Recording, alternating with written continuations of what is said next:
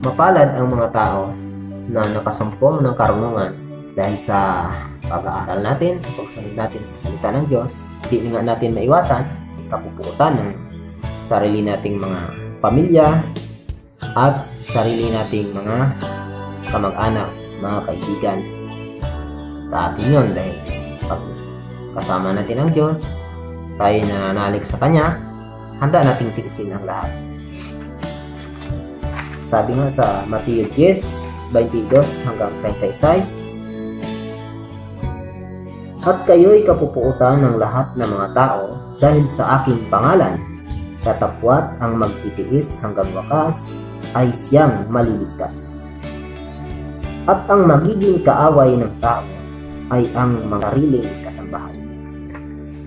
Dito nga nasusulat na ang magiging kaaway mo, ang magiging mag-uusig sa iyo ay sarili mong kasambahay. Ang ibig sabihin ng sariling kasambahay, ayon ay sarili mong pamilya.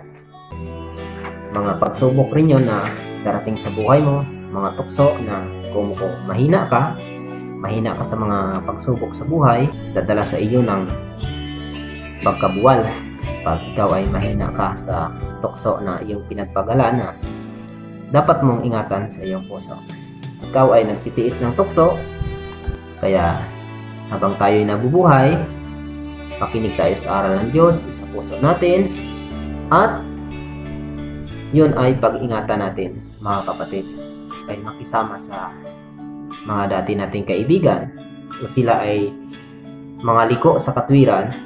Kailangan, sabi sa Biblia, ay bilang tayo ay nabubuhay sa ilaw o sa liwanag na yung isip natin, ipakita pa rin natin sa kanila na tayo ay liliwanag sa gitna nila na bilang gumagawa ng mabuti.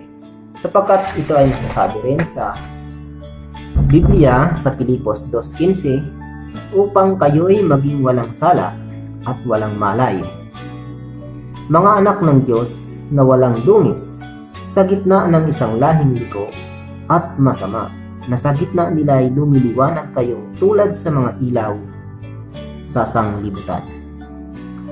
Dapat sa pakisama natin, liliwanag pa rin tayo, mga kapatid.